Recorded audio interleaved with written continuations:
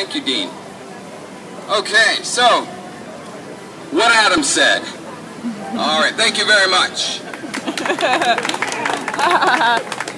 No, I've heard several people say that one of the greatest things about this movement is just, across the board, everyone coming from all different backgrounds, different age groups, all different political persuasions coming together, because we know that there's something greater than just a difference between political parties that is striking a divide in the country.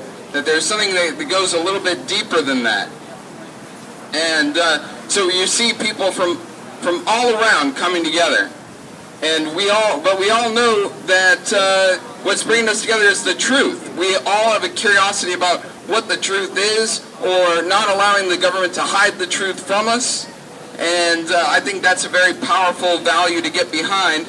So it was curious to me that maybe some people who are here today are not fully enlightened yet. That's okay. But there was one confusing person that came in today. They had I saw them parking, and on the back of their car they had an Obama 2012 bumper sticker and a peace sign next to it.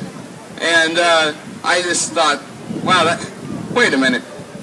Was that you, Sam? Sam, you are hilarious. That was hilarious. Obama bumper sticker next to a peace sign. So I'm a Republican, and that means that I believe in self-responsibility. Yeah. Okay? I believe in personal responsibility. And what I think that translates to today in today's context is we all have a personal responsibility that we need to live up to, and that is to tell the feds to suck it. We don't need Washington. We don't need permission to act accordingly. Okay, the enforcers of the Constitution are we the people, nobody else. So don't wait for anyone else. Don't wait for Washington, D.C. to correct their own wrongs. Don't wait for Washington, D.C. to limit their own power. We don't need their permission to act accordingly. We just need to do what we know is right, and part of that is showing up today. So again, thank you very much. Now, yes. I do have some good news that I want to put on all of you, and so that you know what action alert to go home with today. And that is a bill in California called AB, Assembly Bill, AB 351. AB 351 is known as the California Liberty Preservation Act. And what it does is it says that the whole state of California and all the way on down to your local city or county dog catcher, all the resources of California and its subdivisions are just going to say no. We're not going to comply with the federal government on NDAA indefinite detention. Okay? And this bill got unanimous support on the California Assembly. Actually very close. It passed California Assembly with a vote of 59-0, and then they tallied it up, and after that it was 71-1. So a great successful push against the federal government on its claim to indefinitely detain you, which just means kidnapping, basically. So in California, we're on our way to saying no, we're not going to comply with the federal government or the military when they try and indefinitely detain people. And that bill right now is in the California State Senate. There are some important people that we need to call, and I have that action alert with me, so after I'm done, if you want to take 15 minutes of your time and leave phone messages for some important people, I have their phone numbers, and we can exchange those. Yay. But the way this came about was not some genius in Sacramento, some legislator coming up with it. It was people like you and me coming together at the city and county level and pushing for resolutions and hopefully in the future ordinances that have the backing of some real legal protection. But it started out as local resolutions in cities like Berkeley, San Francisco, Fairfax, Santa Cruz, and there was an effort in Los Angeles as well, still ongoing here in Los Angeles, condemning the NDAA indefinite detention powers as unconstitutional.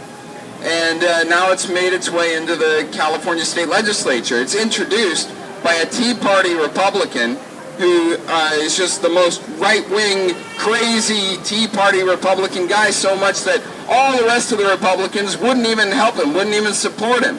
And he walks in by himself with this bill into the Public Safety Committee. And the Public Safety Committee was chaired by the most progressive Democrat of them all, Tom Ammiano in San Francisco. And Tom Ammiano looks at Tim Donnelly, this Republican Tea Party guy, and says, I can't believe it, but you found a zone that we are all in right now. So when you have the most progressive Democrat in the California legislature teaming up with the most Tea Party of them all, Tim Donnelly, we're striking a chord, and we're saying that it doesn't matter what the political party is. That's just a bunch of bull, you know, so that we all start fighting with each other. When who we really need to be fighting against are the powers in Washington, D.C. And let me remind you that the opposite of love is not hate. The opposite of love is indifference. And that should be our attitude towards Washington, D.C. Don't waste your time trying to vote in new bums or trying to take your case to the Supreme Court or, protesting on Capitol Hill. We need to take back our own communities first and enforce the Constitution right here, right now, where we are and where we have a real voice. Yay! So what I'd like to see is action moving forward. I don't have any specific plans or anything, but what we need to keep in mind is that we have a model of success in this Assembly Bill 351 that we can carry out action on today when we get home. But looking towards the future, our path to victory is going to be local, decentralized actions. So, in San Francisco, they had the 99% Coalition teaming up with the Libertarian Party. In Los Angeles, we have Oath Keepers and myself being a member of the Republican Liberty Caucus, teaming up with the ACLU. So, there's all sorts of different coalitions coming together on a local level, and we need to take that kind of power forward, maybe against something like the Patriot Act, maybe against the TSA grope downs, whatever the cause is. We find one issue that we all agree on, take that one issue to our city hall or city, or county supervisors, whoever, get a resolution passed, preferably get an ordinance passed, and then take that to your state legislator and say, this is what the people are demanding, and we have it in the form of a city resolution or ordinance. And then they won't be able to ignore us or say that it's not important enough. That's how we are going to gain our political voice in the future. And one last point I'll leave you with. What we have here in front of us is something that can be cultivated into a real friendship.